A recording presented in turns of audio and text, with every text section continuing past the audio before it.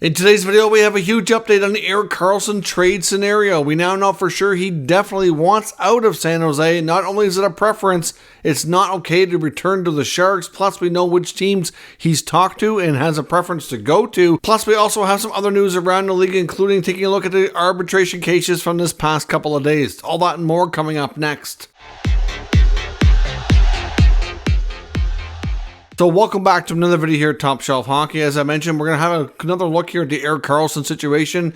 He completed an interview which certainly shed a lot of light on the situation and gave us a lot of new information here to go by. We're going to take a look at that. But first of all, I want to acknowledge 1 year ago today, this day in hockey history, 1 year ago, we saw the blockbuster trade involving the Calgary Flames and the Florida Panthers, which of course ultimately sent Matthew Tkachuk to Florida in exchange for Jonathan Huberdeau and Mackenzie Weegar, with, of course, Tkachuk agreeing to a 8-year contract extension with the Flames and being part of the first sign-and-trade deal that we've seen, I think, possibly ever in the NHL. And I think it's fair to say this deal might just be the biggest blockbuster trade in at least the last decade. It was a phenomenal trade. We saw the Florida Panthers not really have a great regular season. They barely got into the playoffs, but once they got themselves together, they had a magical run in the Stanley Cup playoffs, going all the way to the final here before ultimately losing to the Vegas Golden Knights. But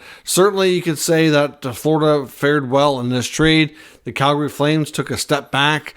I'm not sure that it was all related to the player personnel. I think the coaching played a big role in their I don't want to call it their demise, but their step backwards this year for sure. Jonathan Huberdeau inked a long-term deal. Mackenzie Weegar inked a long-term deal. Of course, before he was ultimately not with the team anymore, GM Brad Treliving of the Flames at the time felt the need to try to get these guys signed because they both come to Calgary with 1 year left on their contracts, needing new deals soon, and with just losing Tkachuk to a forced trade and losing Johnny Gaudreau in free agency, they did not want to let the franchise end up, bringing in two guys just to have them for a year and have them walk out the door as well. So they've ultimately agreed to big-time extensions. Now, to me, Weegar played actually relatively well. I think that's going to be just fine.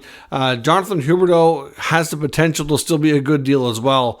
But he certainly did not find his fit right off the bat, and certainly just did not gel in the right spot. This didn't work well for the coach either. And I think with a new coach in place and a bit of a shakeup in the roster, I think the odds of Huberdeau bouncing back are much greater. They certainly need him to, for sure, considering the amount of money and term that they've invested in him after coming over from this trade. But 1 year ago today, in the wee hours of the morning, we had the biggest blockbuster deal of the past decade. Could we possibly see another one or two more of these before the end of the offseason? I do think there's a real good possibility. Will they rival the Tkachuk trade? We'll have to see. Depends on once we know all the final details and some of these moves kind of get going here. Obviously, I think there's a little bit of a logjam in the trade market right now. We had a good flurry of activity there for a few weeks. There's still lots of players that I know want to be moved. I think there's still lots of deals that teams want to make. And it seems like we're going through the process now, getting through these last bit of potential arbitration cases, which for some teams is going to create a scenario where they can get another buyout window, which will free up some money. But there's a lot of players playing the waiting game, either to be traded or in some cases, players that are still looking for work and are not officially signed to contracts yet are waiting for teams to make some space, which is not going to be easy at all. But that was 1 year ago today. We saw that big deal as far as the other stuff going on around the league. Otherwise, besides the Karlsson stuff we're going to talk about, it's been a fairly not very active news day. I expected arbitration results between the Blackhawks and Philip Kurashev. My understanding of how the arbitration process works, and based on what I've seen, Cap Friendly, who's also, you would think be one of the most knowledgeable places as well around the process, being a CBA experts that they are, they posted that the confirmation what I was thinking, that it's 48 hours after the arbitration case is finished that the arbitrator is supposed to make their decision known. I believe they have to send an email to all parties involved confirming their decision, and then the deal gets signed from there. Ultimately, I do know that it is possible that some cases arbitrators can request additional time. Now, I haven't seen any kind of reports or confirmation that they've done that. Maybe that's what's happened here. I know after the Ilya Samsonov hearing between him and the Maple Leafs on Friday, Cap Friendly posted that we should have those results Sunday afternoon, because that's 48 hours later, because it was underway. I believe it was late Friday morning. I seen post sometime late morning before lunchtime that it was already underway. So hopefully we'll get some results there. Like I said, with the other arbitration cases going on, there's really not much else that are expected to reach that stage, possibly until about another week, and we have time for those deals to take place. We're looking at guys like Jeremy Swayman, Jack McBain, and a few others that still could end up going through this process as well. One quick UFA note. I know defenseman Matt Dumba, one of the more recognizable names out there with experience on the open market, on the UFA side of things, looking for work still, has been linked to a couple different teams. I did see an article today suggesting that the most likely landing spot for Dumba is Arizona. This is not the first time I've heard them mention. The Coyotes, like I said, are trying to bring in a little bit more higher quality caliber NHL players to be more competitive this year, for a combination of reasons, but mostly I think to kind of make their long-term Coyote players, feel a bit better about the situation and show that they're trying to take steps forward to be competitive. And Dumba could help on the back end. Likely would sign a 1-year deal. Now, I have seen some mention of the Canucks as well. I don't know that they're going to get that done. I think the Canucks are like a lot of teams right now that want to make moves. They want to move some contracts. And it's just like I said, I feel like there's a bit of a logjam. We had a flurry of activity leading to the draft, and then we had a little bit of a quietness for a few days, and then leading into the beginning of free agency, we saw some more trades. Early part of free agency continued, and then now we're kind of, not much happening. There's lots of speculation, lots of talking, not much action. But the talking continues, which ultimately will lead to that. It's just, I guess everybody has to be patient and let everything work itself out. But, the Canucks are one of the teams, looking to move some money out. But where does the money go? That's the problem. There's only so many places for money to be moved to. And that's the problem with the cap and the lack of increases that we've seen in it in the last number of years, which has gotten us to this point. Next offseason should be a lot more entertaining in that sense, because not only we'll get a bigger jump in salary cap space as well, and next year's free agent crop is certainly looking like a lot more interesting names, you could say, as well. Now, I want to mainly focus today on Erik Karlsson. Now, Erik Karlsson, we know, has been one of the most talked about trade targets this offseason. Obviously, it's been something that really ever since the regular season ended for them. Of course, back in April, there's been talk that Erik Karlsson would prefer to be traded out of San Jose and have a chance to go to a contending team. Now, this is not exactly breaking news in that sense, and we know that Erik Karlsson has made this clear. He's talked about it on a few occasions, but of course, very limited on what he's able to say. But he did another interview over in Sweden with the outlet called Expressen, and he certainly made a lot more comments than I've seen him make before, and it just certainly makes things more interesting for where he could possibly end up. He did confirm a couple of things. One thing that we've heard as well, because it's been known for some time now. I believe it was back earlier, like after Mike Greer took over as GM of the Sharks. It wasn't too long after that he was asked, would you trade Erik Karlsson? And he was not opposed to it. Basically saying if the right deal was there to make sense, and obviously with Karlsson having trade protection, and of course if he's on board, they'd look at it. And then that kind of started, getting the fuel going a little bit, fueling the fire to create more speculation that he could be traded. And then it kind of built to the point that Erik Karlsson sounded like he would prefer to be traded. And then even saying, like I said, near the end of the season in North America before he went back to Sweden this summer, saying, that it wasn't that he wants to have a chance to win. He feels his career doesn't have a ton of time left. The careers in the grand scheme of things are short. He hasn't really gotten a chance to win recently, and he wants that before the career is over, which I don't blame him. He's a competitive guy, and that's what he is driven by. Now, of course, We know we've heard a lot about Carolina, Pittsburgh, but NHL insiders, specifically Elliotte Friedman, because he's been probably on this more than just about any other guy. Probably right now the most active NHL insider in the summer. A lot of other guys are kind of packed it in by the looks of things and aren't reporting as frequently or very much, but those are the two teams, with Pittsburgh kind of being the front runner that we've heard. But this new article or new interview that Karlsson did in Sweden certainly opens things up to say, you know what, hold on here. As much as Pittsburgh might be an intriguing destination, I don't know anymore after hearing his comments that that's really a slam dunk. So he confirms a couple of things. One being that it's not okay staying in San Jose. He does not want to go back there. He wants to have a chance to go into next season, ideally into training camp and start the campaign on a new team. He's been wanting that by the sounds of things for some time. I think if a deal can't be reached, I mean, obviously the Sharks do have control. It sounds like he's trying to work with them. He said he does not have a preferred destination, that he just wants to get the best chance to win. It's just that simple.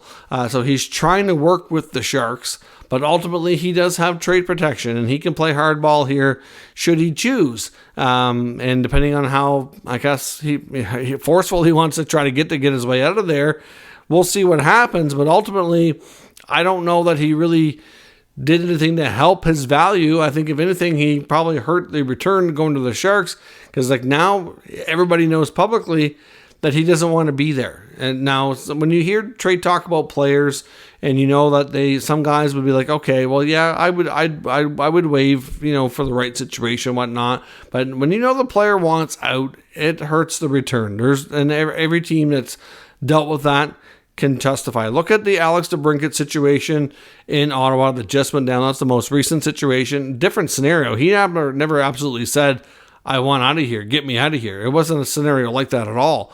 But they had no leverage in the fact that he made it clear, I'm not signing here. I will not sign a contract extension to stay in this team. And I'm only going to sign with certain teams, more specifically my home state team in Detroit. So it took away all the leverage for Ottawa. They got a good, I'd say good but not great return on that trade. And that's just the way the business side of things go sometimes. But Erik Karlsson also confirmed that he's talked to Pittsburgh. We know we've heard that a lot. He said he's had multiple conversations with GM Kyle Dubas.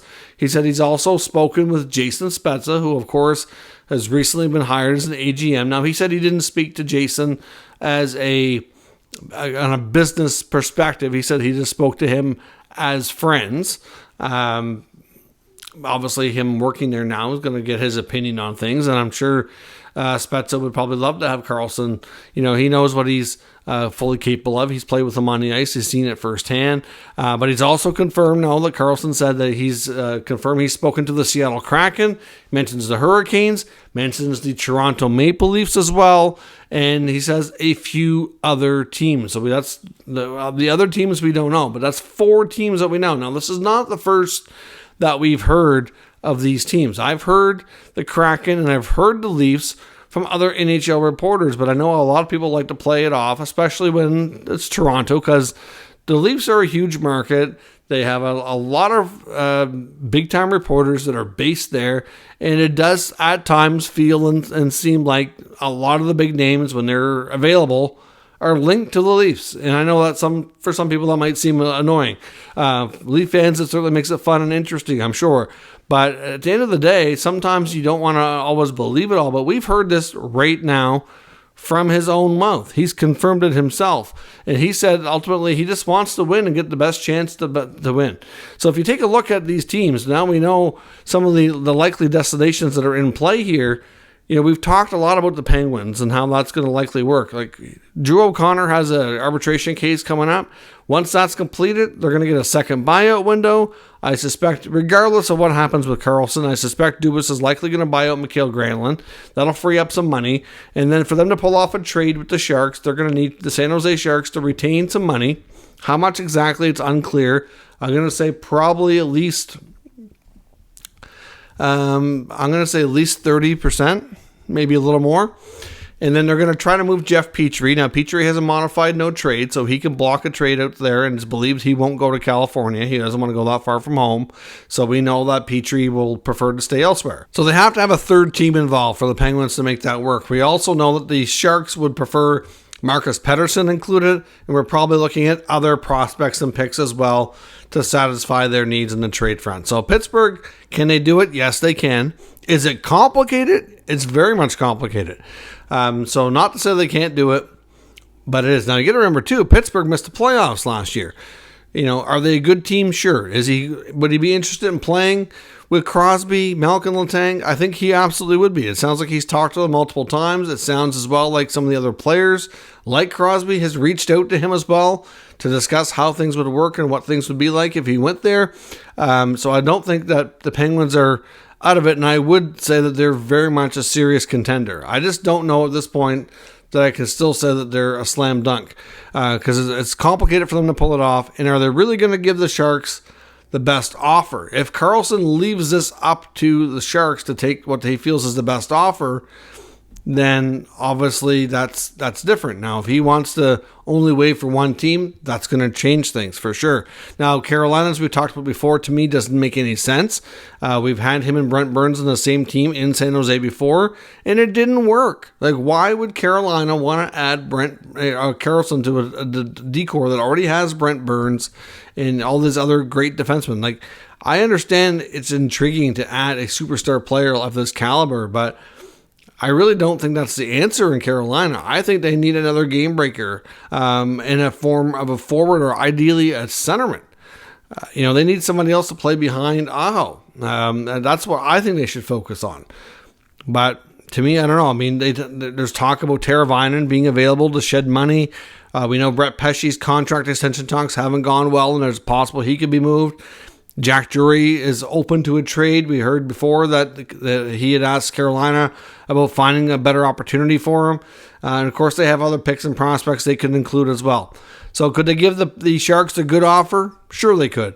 Are they going to give them a great offer? I don't know. And really, does it make sense for them? I'm still not convinced it does. Now, when it comes to Seattle Kraken, they just inked Vince Dunn to a long-term deal. So clearly, he's there for a long haul and making some good money. Could him and Karlsson work together? Possibly as a top pair. It's certainly possible. They have some other defensemen like Adam Larsson, Jamie Alexiak. They would obviously need to free up some money for sure. Now, who would they move out to the Sharks to make this happen, or a third team? That's the part that makes it complicated. San Jose, is going to be looking for some good value here. Would they ask for Shane Wright? Would Seattle even entertain that? I honestly don't know that they would. I would think that, it's only been a year removed since he was, really had to be drafted and developed here. I don't know that it's really something they want to give up on. I mean, he fell to them at 4th overall. They took advantage of it. He's obviously didn't have the greatest year, but he's young, not even, in his first full NHL campaign yet. So it's hard to judge him, but what are the Sharks looking for? Like, the Kraken do have some other players on the roster. They'd have to move some money out. So you're probably looking at, one or two roster pieces, but they're not going to want to give up anything too significant, but they do have some interesting prospects.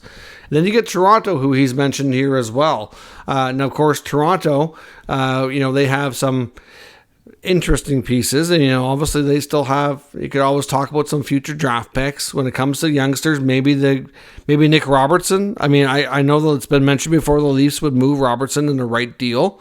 I can see that. I don't think they really want to move Matthew Nyes, but the big one for me that really wonders is if this drags on for a few more weeks, which I know it will, it very likely will. Would they consider offering up William Nylander? He's obviously, far, far apart on a contract extension. Would the Sharks be interested in having him be a big role there in this retool? I don't know that the Sharks really want to go into a deep rebuild. I think more than anything, they're trying to move some money out here. They moved Burns, they moved Karlsson. I know they're going to be a while before they're going to be really competitive, but, for William Nylander, I think, to me, it's an opportunity for him to be the guy, to lead that team, to be their top scorer. He could play with a guy like Thomas Hertl. That could be a good connection. Like, I think there's a lot of things alike. He could go out there, be a number one top line winger. He could get, I'm not sure if they're willing to pay him what the Leafs may not be able to afford to, like your $10+ million, but that's a very interesting concept. I mean, if they want to move Nylander, they probably have to move a defenseman here as well, because they already have 7 guys on the roster who can play NHL defense. Like they're not going to bring in Karlsson and without moving somebody else out. So, I mean, obviously, would they move TJ Brody? He's got 1 year left, $5 million. I don't know about that. I mean, it might be an easier one to move, but you've already got Morgan Riley there, Giordano. Connor Timmins is under contract, Timothy Liljegren, Jake McCabe. It's hard to say where everybody fits, but they probably would have to include a defenseman, and either to San Jose or to another team. But I honestly wonder, would they offer up William Nylander for Erik Karlsson? I've seen this. This is not the first scenario. First time I've heard this kind of brought up. I've seen other outlets mention the idea. And now that we know 100% sure, hearing it directly from Karlsson's mouth that he has engaged with the Toronto Maple Leafs and they're involved in the trade mix and there's a possibility he goes there, you have to think that maybe moving out a top line forward for an absolute stud defenseman who can possibly give you 100 points might be the shakeup and the DNA change that team actually needs. Karlsson has great history in the playoffs. Look at the magical run he brought the Ottawa Senators on in 2017. That was probably the best hockey we've ever seen him play. At that point, he was in the conversation for being one of the top 3 to 5 players in the world. Certainly well-deserved. This year, of course, he had a magical regular season as well and got himself back in the conversation for being one of the greatest players in the world. Now, defensively, is he a stud? No, but he's phenomenal offensively and an absolutely offensive genius in a lot of ways. And the plays this guy can make are plays that other guys just can't. So he's a rover. He can get the job done. I don't know. To me, I would trade Nylander for Karlsson. I would do it if I was Toronto. I'm not Brad Treliving, but if I was, that would be a very intriguing deal for me. Now, does San Jose want to entertain that? I don't know. I mean, they get a younger player, somebody who's going to make similar money, but a whole different role. I don't know. Makes you wonder if it's a real possibility. Now, it's just very intriguing to know for sure, hearing it from the player himself, what teams are involved. I think Seattle would have a tricky time doing it. I think Carolina's going to have a tricky time doing it. I think Pittsburgh's going to have a tricky time doing it too. And we don't know the other teams that might be in the mix, but I think the Leafs have an easier option. They have a star player that they're having difficult negotiations with that are, is heavily rumored that could get moved in the next few months if they can't come to terms. So why not do a swap of a superstar for a superstar? And we could end up in a scenario like this day in hockey history last year, where we saw two superstars in a blockbuster deal go in a swap. I'd be curious to see. I think it'd be interesting. Let me know what you think down below. If the Leafs are going to be a real contender for Karlsson, and we know for sure they're in the mix now, do they offer up William Nylander, and is that deal something that we could see? Let me know your thoughts, and we'll discuss in the comments. If you're new to the channel, subscribe and stick around. We'll keep you up to date with all the news, rumors, and analysis of all 32 NHL teams. Thanks for watching, and I'll catch you next time.